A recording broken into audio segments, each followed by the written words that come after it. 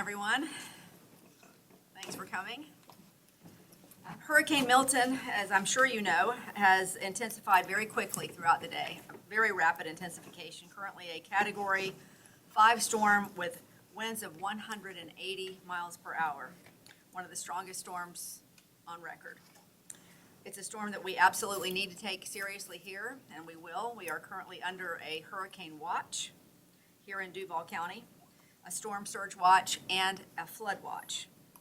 We're currently expecting sustained tropical storm force winds of 40 to 50 miles per hour with gusts of 60 to 70.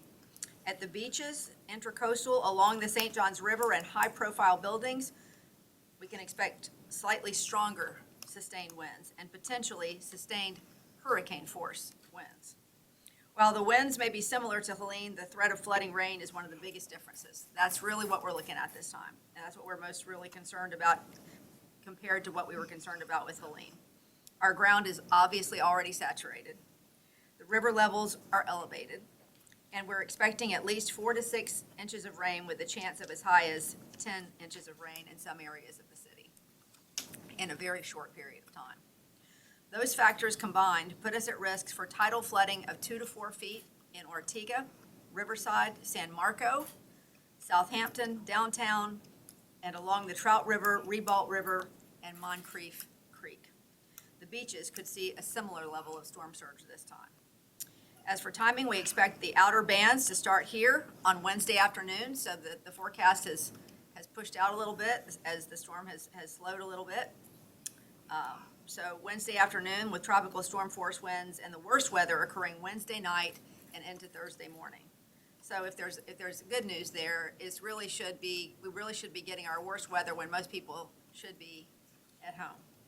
Tidal flooding will be increasing throughout Thursday, peaking Thursday afternoon, and possibly on Friday in concert with the high tides. All in all, your preparations at home should be finished by Tuesday night. And we're asking everyone to stay home and off the roads on Wednesday. If you live in a flood-prone area, we encourage you to find shelter on higher ground or in one of our city shelters.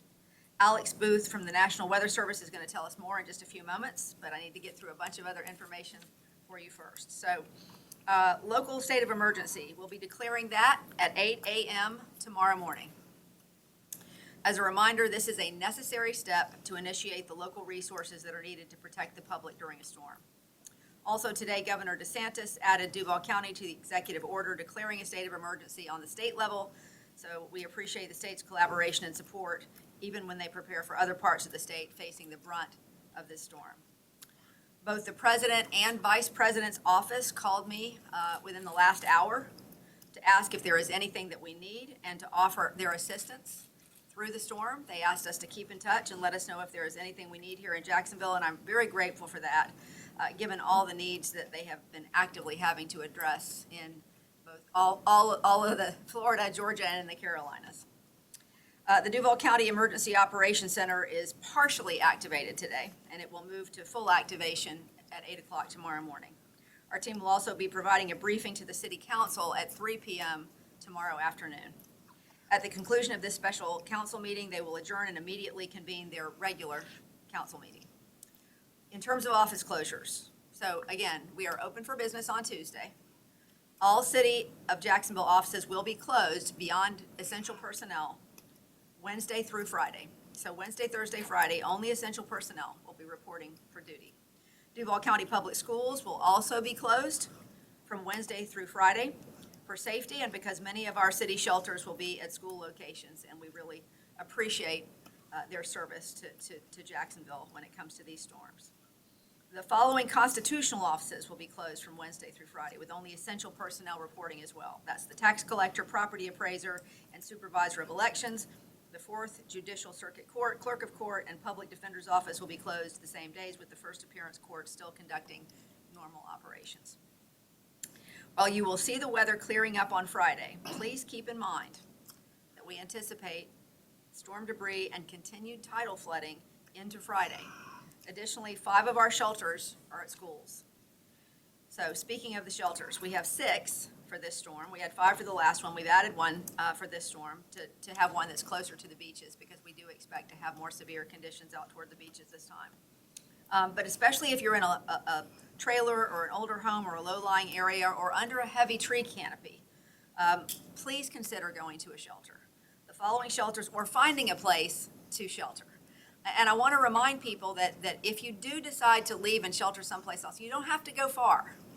You can relocate to a place that could be 5 or 10 miles from your home that just happens to be in a place that is safer and doesn't have one of those characteristics. So here are the shelters: Atlantic Coast High School, Chaffee Trail Elementary, the Legend Center, Landmark Middle School, La Villa School of the Arts, and Arlington Middle School. We'll also have, did I say yeah, I said the Legend Center. Okay, JTA will also be providing free transportation to shelters starting on Wednesday morning. And I want to take a moment to talk about something that I shared with you earlier today that I think is going to be helpful in this storm. We introduced today something we are calling HealthLink Jacks, and that is a brand new program that is meant to help us reduce the 911 emergencies that people, when people show up in emergency rooms, when they have conditions that aren't necessarily an emergency. So if you're uninsured and you need health care, please contact HealthLink Jacks. This is a free service available 24/7 that provides on-demand visits with board-certified doctors through a video call, and then connects patients with free local clinics and other existing community resources. Now, obviously, if you have a true emergency, please, we want you to go to the emergency room or call 911. If you don't, and you just have something that you're concerned about, make use of that line. It's 904-925-CARE. That's 904-925-2273, and it's available to all Duval County residents who do not have insurance.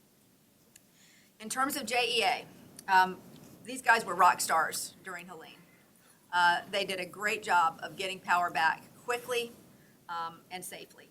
And I want to tell you, they're really pressed this time because the crews have now all been deployed up to North Carolina. There's a lot of crews that have now been deployed down to the Tampa area where we're expecting the brunt of this storm to hit.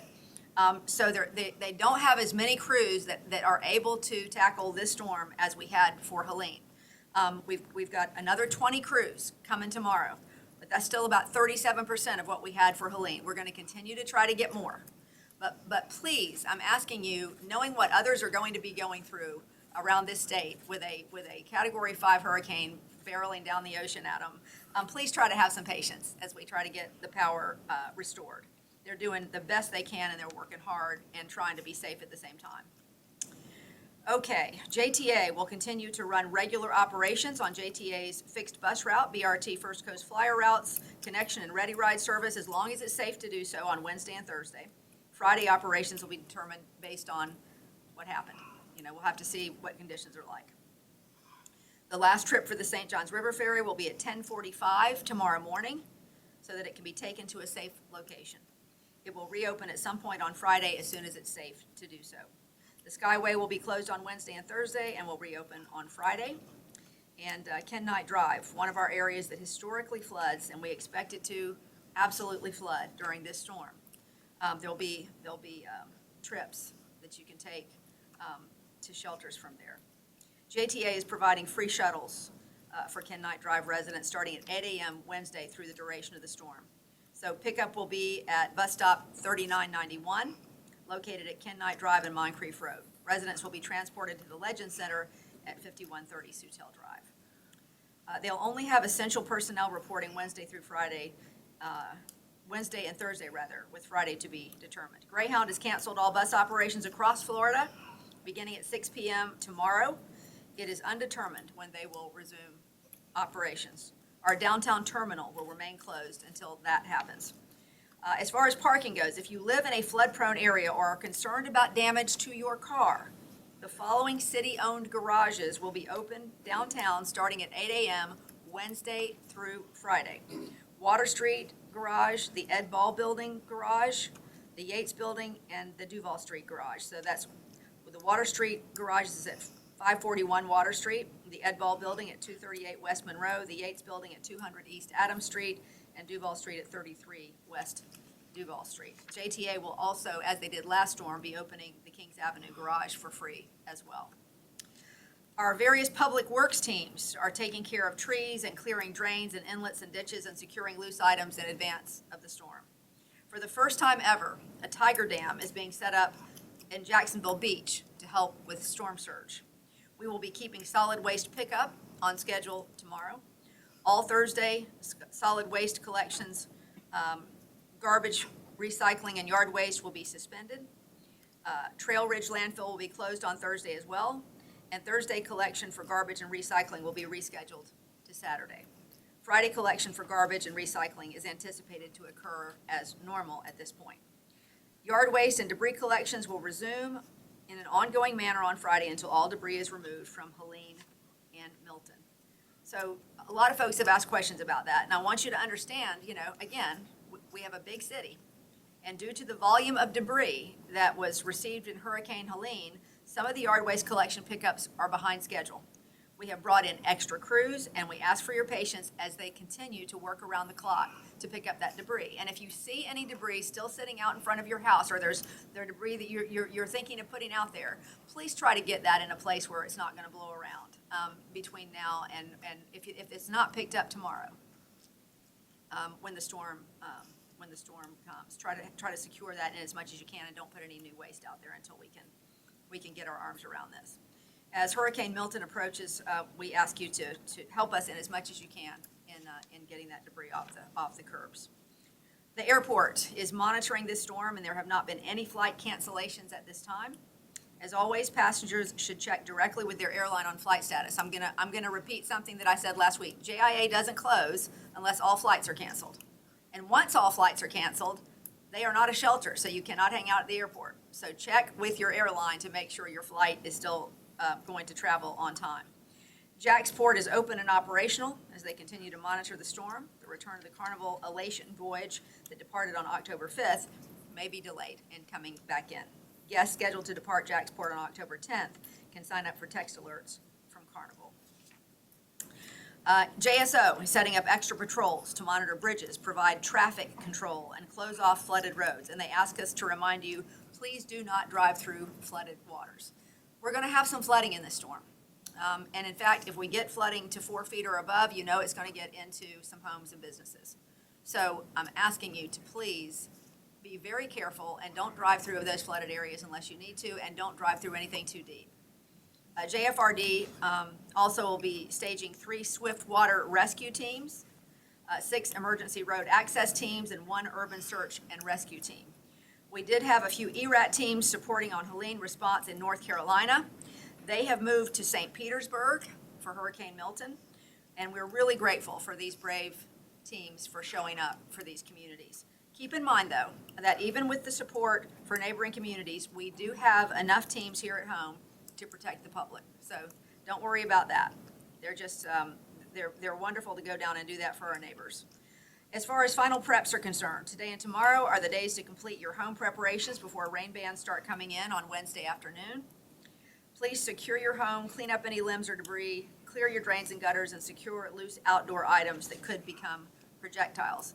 Be mindful of trees that could become uprooted from heavy winds in our already saturated grounds. And we've had these previous weeks of rain. So hopefully a lot of our weak trees are already gone from the last storm, but we still have to be mindful of that, especially given that the winds may be a little stronger.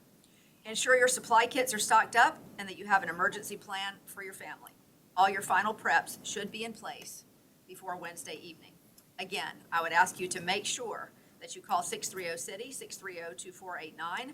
If you have any issues that you need to report, we have extended hours on Tuesday from 8 a.m. to 8 p.m., and they'll reopen at 7 a.m. on Wednesday morning and stay open until all the ERAT teams are deactivated or until otherwise announced. And again, for more information on this storm and for all of the things that I just said to you, I recommend once again for you to go to the Jax Ready app. So jaxready.com/Milton. That'll give you all the information that you need. I'll come back to answer any questions that you have in a few minutes, but right now I'm going to turn it over for a look at our forecast. Alex? Thank you, Mayor.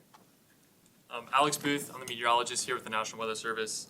Just to discuss Hurricane Milton today, we saw a rapid intensification, as the Mayor alluded to earlier, to a Category 5 storm, which is now moving east around 10 miles an hour in the Bay of Campeche toward the Yucatan, and that's going to continue through tonight. And then tomorrow, we'll take a northeastward turn and start heading toward the Florida Peninsula.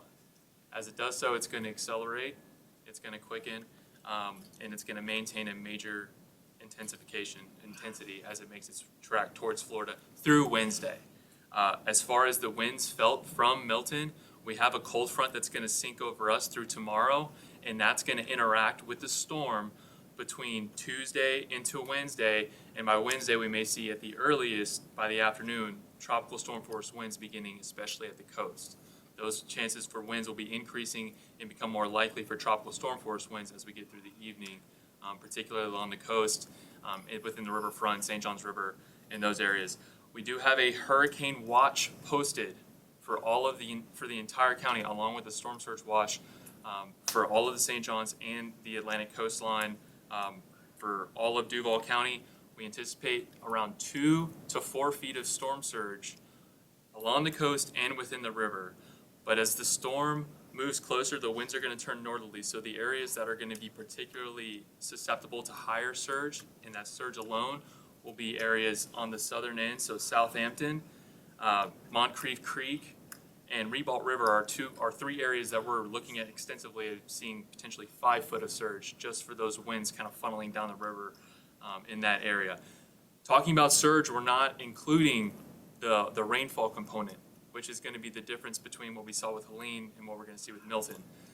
The total water from the surge and the rainfall, which could be upwards of closer to 10 inches, maybe even more, closer to a foot in some locations, will exacerbate the surge flooding at times of high tide. And as far as the tornado threat, that is the one silver lining here is the path of the storm. Looks like it's going to take that eastward shift across Florida. Thursday night will put us in a better spot as far as limited tornado potential Thursday as the storm moves off and across the area. That's it. That's all I have. Thank you. Thank you, Alex. Questions, guys? So regarding the JEA crews, I know you mentioned that a lot went north to help with the power, obviously in the Carolinas and Georgia. You said there was 37% fewer. Can you kind of just clarify? Well, what I'm saying is we really beefed up those crews for Helene. And a lot of those crews, so our crews are here, but we were able to grab crews from other areas who are willing to come down here and work with us to recover from Helene. Those crews are now engaged elsewhere. And so what we are doing is we're trying to go and get as many more as we can that are able to come down and help us. It's just a harder get right now because there's still so much to do up in the Carolinas and of course now that we're looking at what may happen to one of the most populated areas of our state in Tampa. Do we know how many are still up and are they all returning home? The ones that are with JEA? What JEA crews are here. All of them are back. Our JEA, am I right on that? Yeah, JEA crews are here. Okay. I'm just talking about beefing up with all the extra crews that we brought in for Helene. Right now, we're at about 30% additional capacity to our regular JEA crews. We'd like to get that up a little bit, and we're gonna. And I can tell you that Director Cavey has been working very hard to do that. And just today, she secured a bunch more than we had this morning. So we're going to continue to work on that.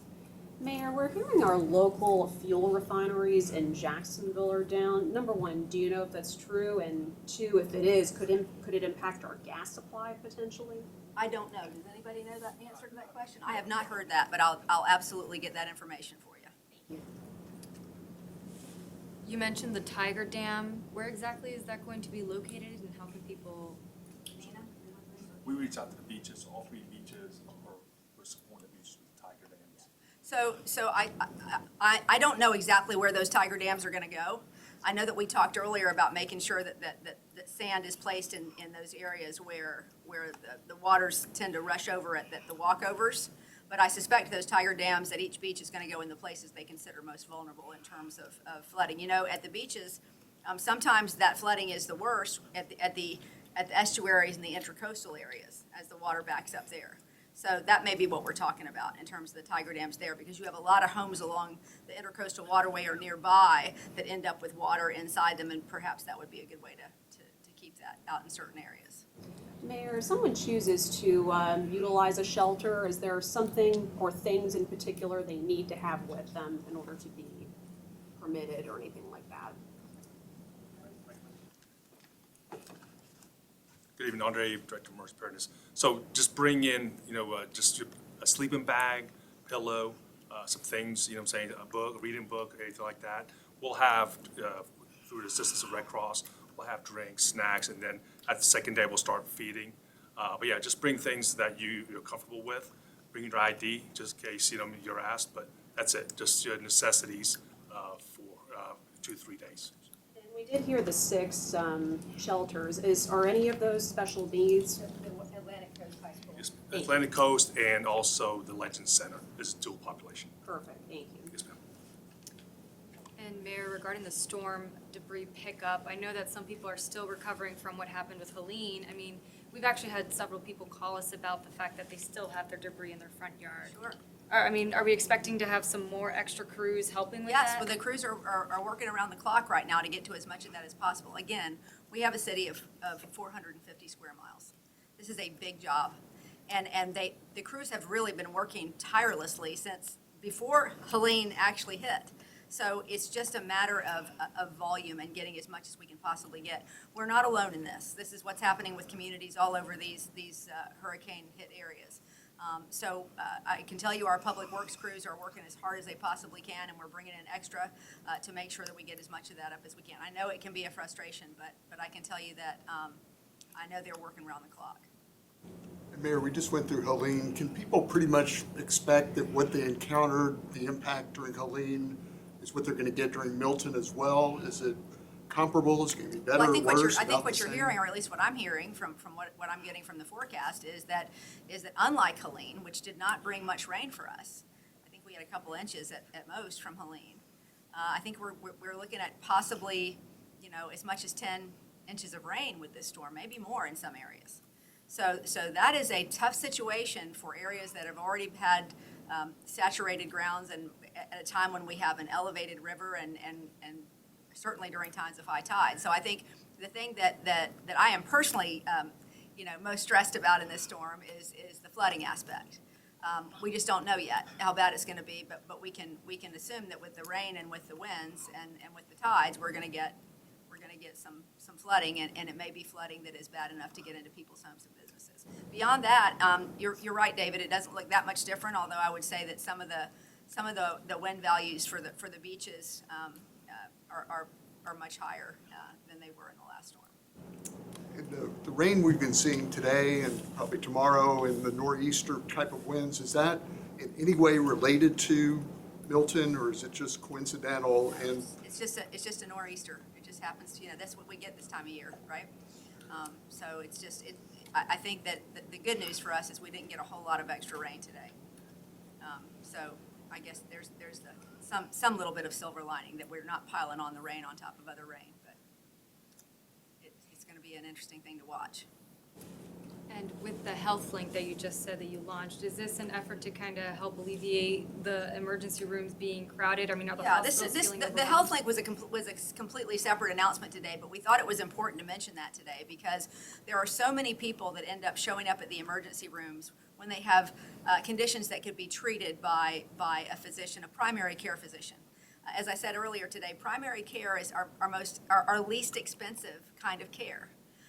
Whereas emergency room care is our most expensive kind of care. So if we can take all those folks that don't have insurance, that feel like the emergency room is their only resort, and give them another option where we can put them on the phone or on a video call, either one with a doctor, and that doctor can then help them determine what's the severity of their condition and then connect them with services that are already available in the city of Jacksonville with a primary care doctor somewhere.